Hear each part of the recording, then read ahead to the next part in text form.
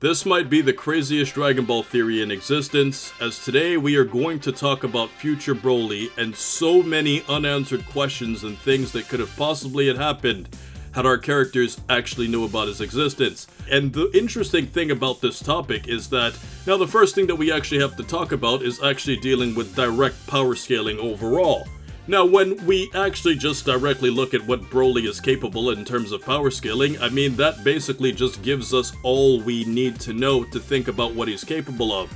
Because when you think about every single fight that Goku and Vegeta have gone through, since they basically became allies after all of, the battles on planet Namek, you basically have a situation with all of those Zenkai Boos, all of those Super Saiyan transformations, all of the different times that they trained with different characters all throughout all those years, and even training in the afterlife, and also in Dragon Ball Super gaining even more transformations and doing even more crazy things.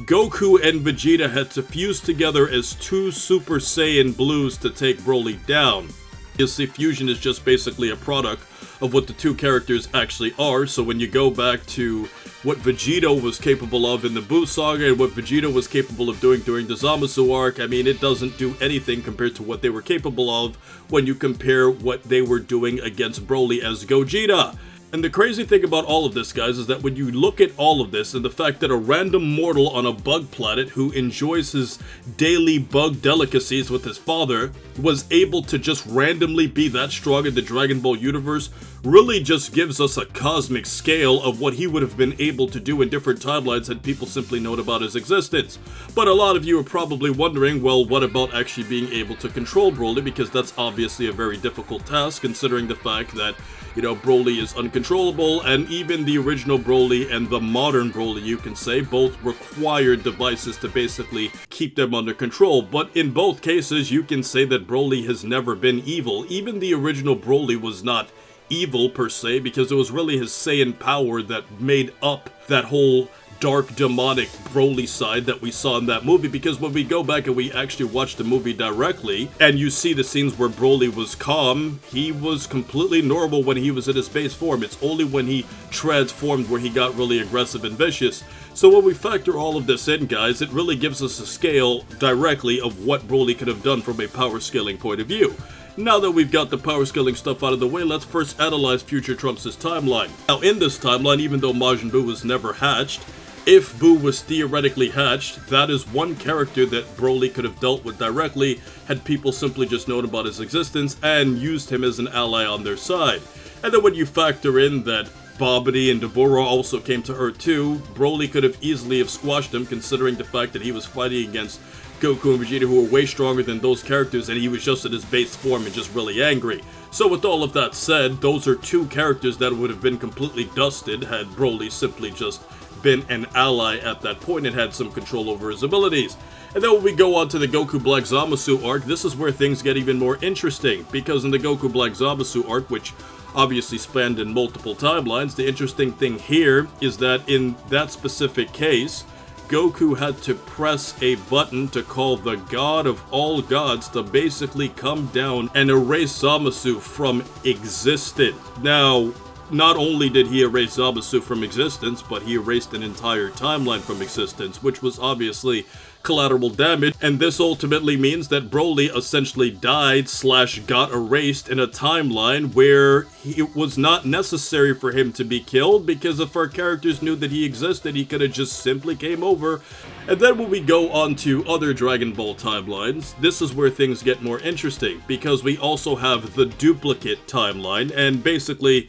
to simplify this, that's basically the timeline in which Trunks and Mai went to after basically going through all of the stuff that they went through in the future timeline, and then Whis and Beerus basically give them a second chance where they will basically live with the duplicate version of themselves. Now, in that duplicate timeline, the crazy thing is that Trunks is essentially living with himself, but the funny thing about that is that Trunks, from his perspective, would think that he doesn't really have any help, because all of the Z fighters are basically dead, and considering the fact that he only really has the duplicate version of himself, you would think that Trunks doesn't feel like he has anybody he can rely on, when in fact there's Broly just sitting there on planet Vampa, who, if tamed properly, could be a great asset to him. Now, we also have to talk about the stolen timeline. Now, this is a very interesting timeline because we know absolutely nothing about it, other than the fact that this was the timeline that Zamasu went through to basically steal Goku's body and basically kill him along with Goten and Chi-Chi.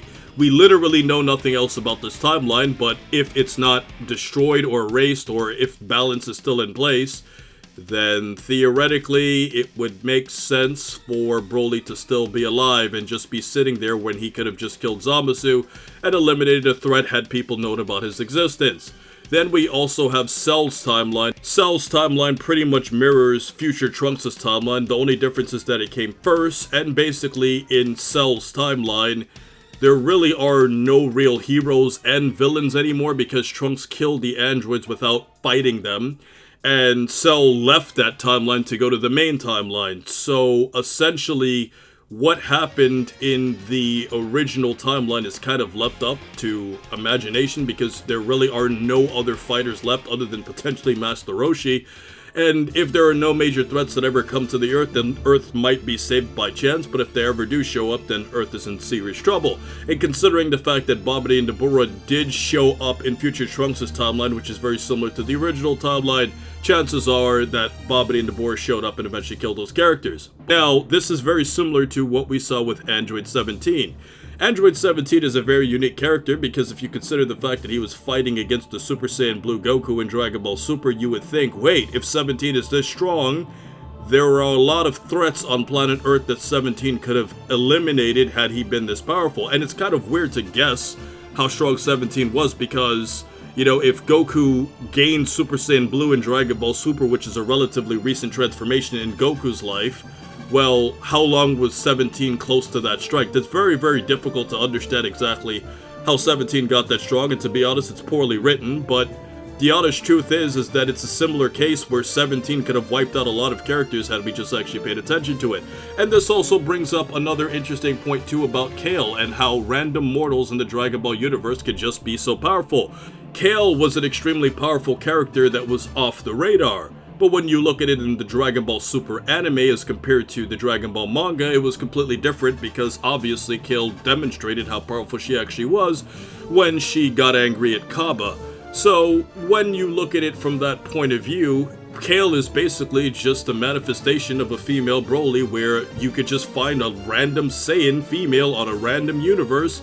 that could be that powerful to the point where she could just fight against the most powerful characters in the Dragon Ball universe, especially if it looks from Kale's perspective that she never really did any type of serious training. And because of all of these reasons, that's one of the reasons why the manga made her far more violent and mysterious, which is why I feel like her character was treated significantly better in the actual manga where she was more aware of what she was able to do. Now, we also have another random character too, which is Gohan. Now, the funny thing about Gohan, and we made a video recently talking about how Gohan broke the rules of Dragon Ball, and the fact that a toddler was basically able to headbutt a 1200 powered Saiyan in Raditz who has a lot of battle experience, is way faster than Gohan, and he was basically damaged by a toddler who had a temper tantrum. Now, when you factor that in, Gohan is also in a similar situation because, like Kale and Broly, he was just a random kid with no training that could do that at that age. And granted, Gohan went through a lot of training and eventually found his way to control his power, but when you consider the fact that Broly and Kale never went through that type of advanced training but were able to do what they did,